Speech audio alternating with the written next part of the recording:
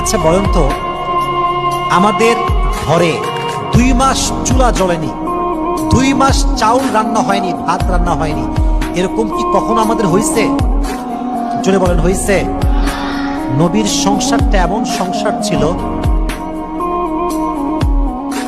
যে এমনও দিন গিয়েছে, এমনও মাস গিয়েছে, হাদিসটা ভালো করে শুনবেন, পুরো মাসে কখনো নবীজির ঘরে চুলা জ্বলে নাই, ভাত রান্না হয় নাই, খালি অভাব।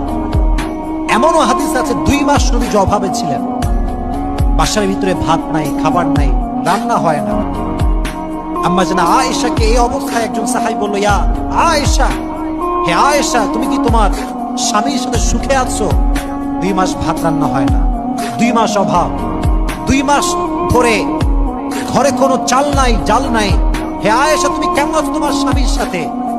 আয়েশা চাইলে অভিযোগ করতে পারতেন যে আমি তো ভালো নেই, আমার স্বামী তোমায় খাওয়াইতে পারে না। না, 2 মাস চাউল নাই, ডাউল নাই, আয়েশা তুমি কেমন আছো তোমার স্বামীর সাথে প্রশ্ন করার সঙ্গে সঙ্গে আম্মা জানা আয়েশা রাদিয়াল্লাহু তাআলা আনহা বলছেন, আমি আমার স্বামীর সঙ্গে অনেক সুখে আছি, আলহামদুলিল্লাহ। সুবহানাল্লাহ পড়েন আপনারা।